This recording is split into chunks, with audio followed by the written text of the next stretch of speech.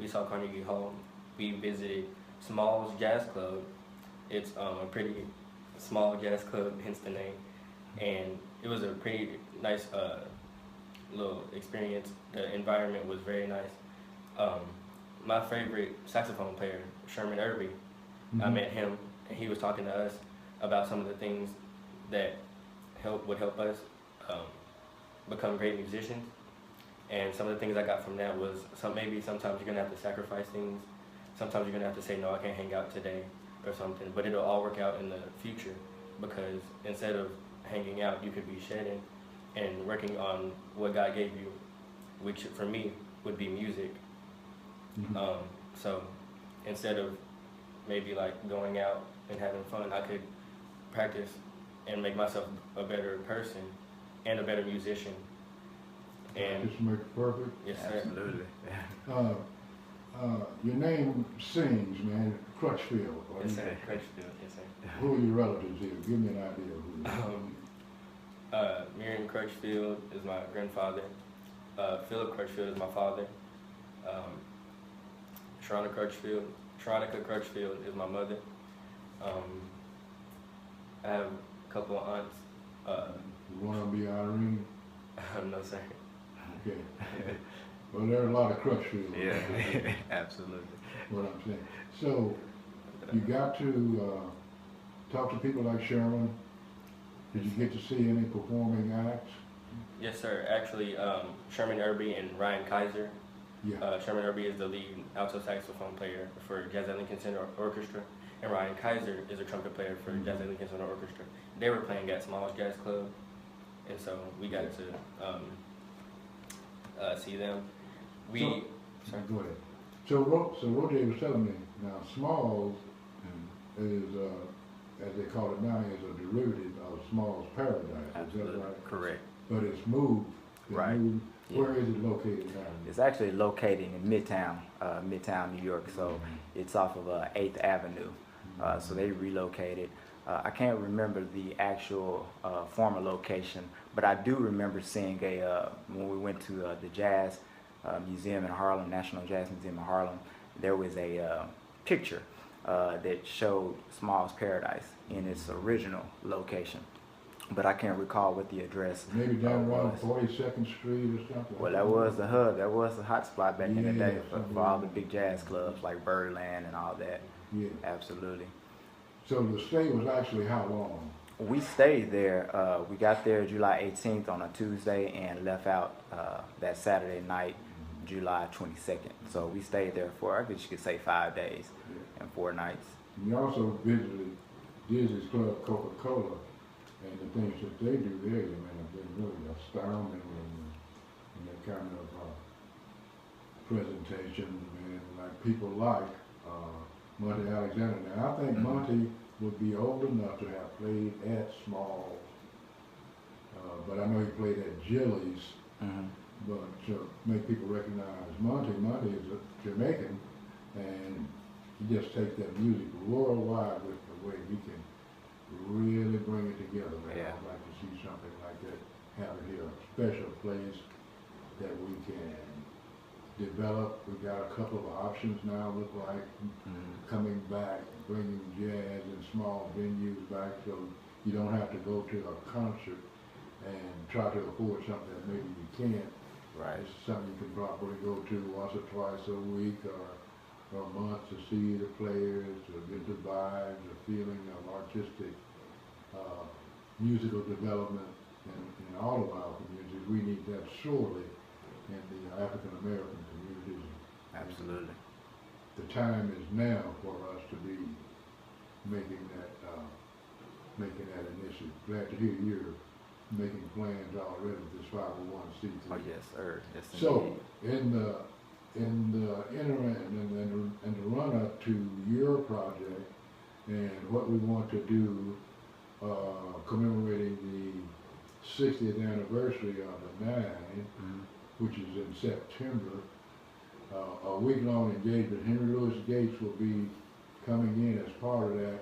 I think we should try to have an audience with a person like him, University of Central Arkansas at Conway, who was instrumental in putting this recognition and commemorative package together because they want to create this opera. The opera is a couple of 3 years away, is my guess, actually. He's going to use some of the information that we document, we being KABF, the John Cain Foundation, New Africa Alliance, and some other support groups out here about things we need to know and have somebody of his stature involved in helping us, you know, with this rebirth is what I want to call it. I want to call it a real thing, you know. I thought about a lot of things like restart, but rebirth is it. Rebirth is the name, Winton said it best, man, a couple of 3 or 4 years ago, as we neared the 21st century, and he did it, man, in a very serious, documented way. And we're still going through this process of figuring out how we want to live. Us being those people that go to prisons or have relatives in prison. So his documentary was from the plantation to the prison. It was awesome. That's man. an awesome album. Because it's so right on. Whenever anybody here is new. And those are the kind of messages we should be sending out about how to take care of ourselves, how to save ourselves. We got to SOS, save ourselves. Absolutely. Absolutely. Enough about me now. Now, tell me, what are your next plans besides the, you hope to have a 501c3 ready by when? By the, we're actually going to file for it, and so we hope to hear something back in the first quarter of the 2018 year, so, you know, within the first 3 months of 2018. But the next big thing we've got an event we're planning in Hot Springs on August 12th called The Birth of an Artist. And we'll be the entertainment, the featured entertainment. I believe Rodney Block and his jazz group was the entertainment last year. But RockTown Jazz Squad will be headlining that event. That's going to be August the 12th at 341 Whittington Avenue at Emergent in Hot Springs, Arkansas. And that's going to be at 7 p.m. to 9 p.m. What day is that? That's going to be on a Saturday, August the 12th. August 12th. Oh yeah, that's Saturday of the week, 2 weeks now. Yep, 2 weeks. Well, I know you're busy. I'm glad you got to New York, man. I want to get some more of that stuff about New York. And so, did you fly in, or how did you go? Yeah, we were able to fly in. We was blessed and fortunate to have several donors donate through our GoFundMe, and then also some of the different events that we participate in to do fundraisers.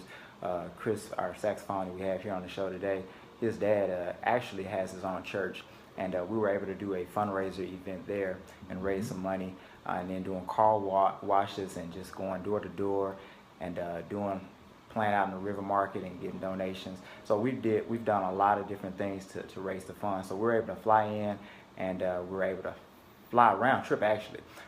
We're actually going to fly in and then ride a Greyhound bus back, but we had a couple of gracious donors who were able to give us a significant donation to help fly us back into Little Rock instead of having a 36-hour bus ride.